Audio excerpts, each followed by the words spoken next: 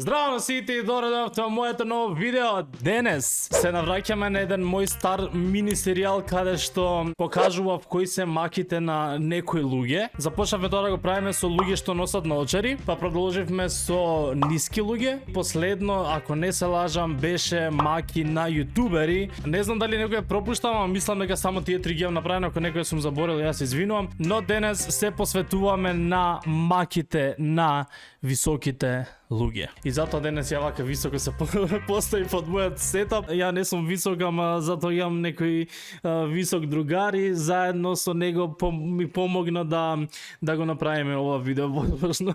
Океј, првата мака за која ќе збориме денес е тоа што кога си многу висок, може би да ти е малце незгодно да стоиш во јавно WC. Или може би тоа би било многу понезгодно за некој друг. Ако се сврти лево или десно и го види ова. Втората мака е кога треба да се гушнеш со друг човек, а многу често тоа треба да биде човек што е понизок од тебе или многу понизок од тебе. И тогаш настанува малце така не толку пријатна ситуација и тоа некако изгледа вака.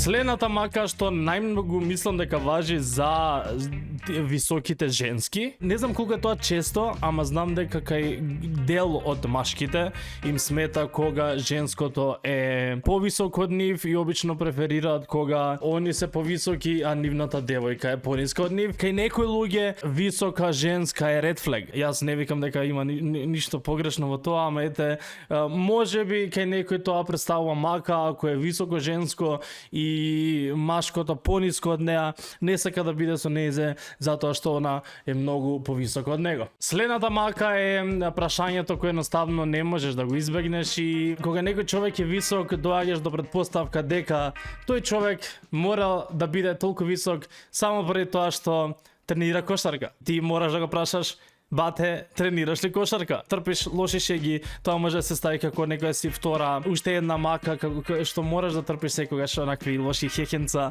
кога ќе ти дојде некој ќе ти рече: бате, почисли воздухот таму горе. Сигурно сите што сте високи сте до сега нема шанси да не сте го слушнале прашањето дали тренираш кошарка 580.000 пати во вашиот живот.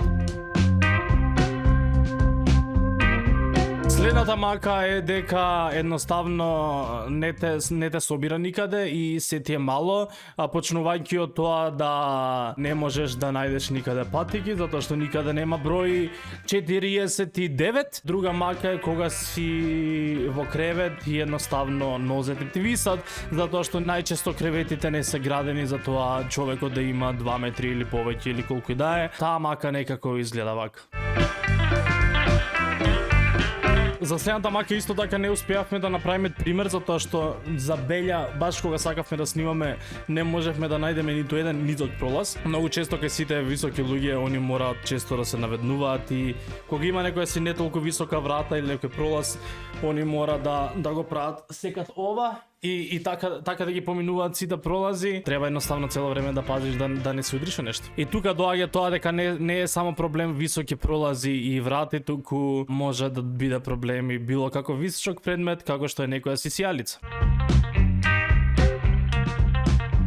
Следната мака е кога ќе седнеш во некое си превозно средство и едноставно немаш место да си ги ставиш нозете како што тебе ти е згодно и најчесто мораш да бидеш онака скроз сколопчен и скроз туткан, затоа што кога било што се градело такво никој не мислел на високите луѓе и едноставно ти мораш да трпиш и да надежно да си најдеш некоја си згодна позиција за тебе.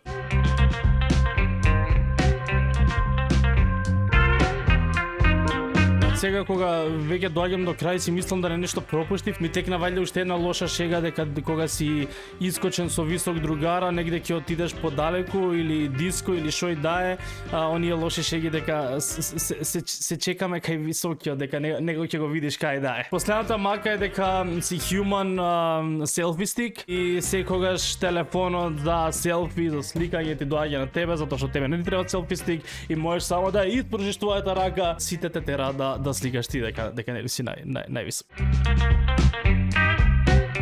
Тие што сте високи, напишете во коментари што пропуштив, пожалете се, најдете се меѓу себе, кажете што друга мака си имате, затоа што сигурно ќе ви текне нешто што не е во видеото. На самиот крај само да им се заблагодарам на Дреникс и Нанушка што ми помогна да го снимам ова видео и да биде возможно, како што веќе ги видовте до сега во овие клипчиња кратки што ги имавме. Ето, лајкнете го видеото, сапскрајбете каналот и пишете ми во коментари исто така чии следни маки би сакале да гледате. А ние се гледаме следното видео. Чао!